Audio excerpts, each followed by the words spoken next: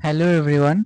तो इस वीडियो में हम control and coordination class 10th science का स्टिमुली टॉपिक डिस्कस करेंगे इन डिटेल। तो स्टिमुली होता क्या है? स्टिमुली होता है एक ऐसा फिनोमिना जिससे हमारा बॉडी अपने सराउंडिंग एनवायरनमेंट का कोई भी चेंज फील कर सके। जैसे कि the factors which bring response और change in the environment. Example, light हो गया, हीट हो गया, कोल्ड हो गया, साउंड हो गया, स्मेल हो गया, टच हो गया। ठीक है, तो टच हम कैसे करते हैं? अपने स्किन से। विजन हम देखते हैं अपने आँख से।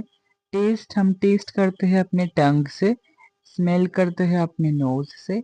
एंड हियरिंग करते हैं अपने कान से।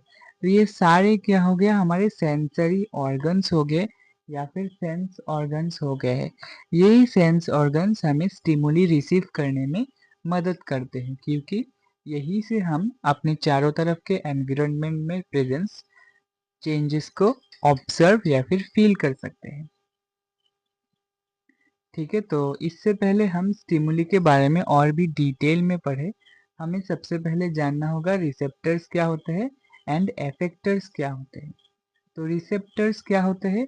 ए receptor is a cell or group of cell in a sense organ which is sensitive to a particular type of stimulus, example known nose and ears।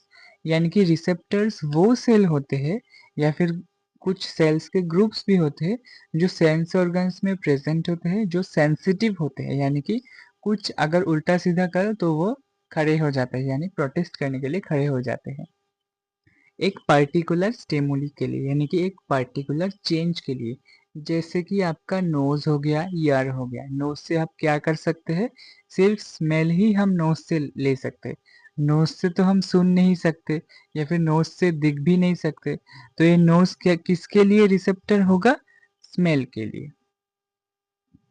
ठीक उसी तरह एफेक्टर होता है part of the body which can respond to a stimulus according to the instructions sent from the nervous system, spinal cord and brain, example glands and muscles. उसी तरह एफेक्टर वो part होता है बॉडी का जो स्टिमुलस की प्रेजेंस में respond करता है, जिस तरह उसको इंस्ट्रक्शन मिलता है ब्रेन से और स्पिनल कॉर्ड से, क्योंकि ये दोनों मिलकर ही नर्वस सिस्टम बनाते हैं।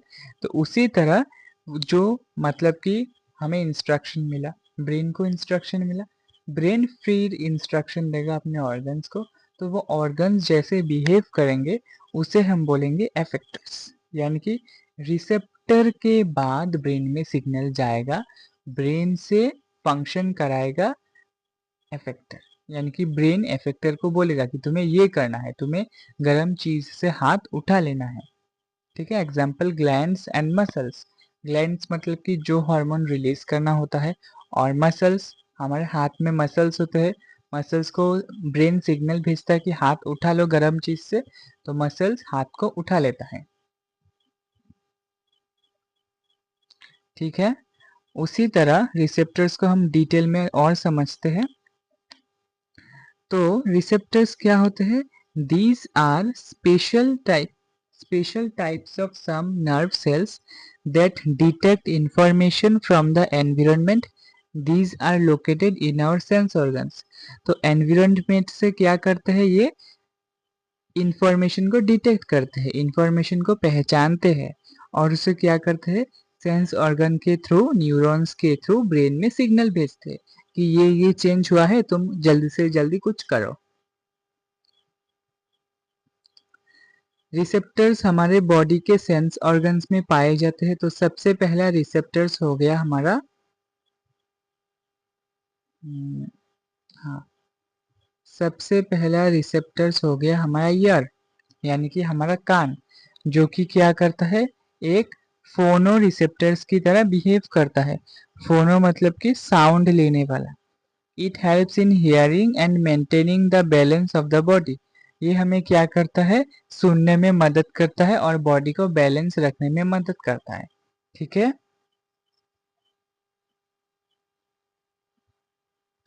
नेक्स्ट रिसेप्टर देखेंगे हम eyes. It act as a photo receptors, it helps in seeing, यानी कि ये फोटो रिसेप्टर्स की तरह बिहेव करते हैं। लाइट को देखकर ही तो हम किसी ऑब्जेक्ट को देख सकते हैं ना, तो ये देखने में मदद करता है और इसे हम बोलते हैं ये एक फोटो रिसेप्टर है। ठीक उसी तरह नोज भी होता है। नोज भी क्या होता है? It act as a olfactory receptors, it helps in detection of the smell.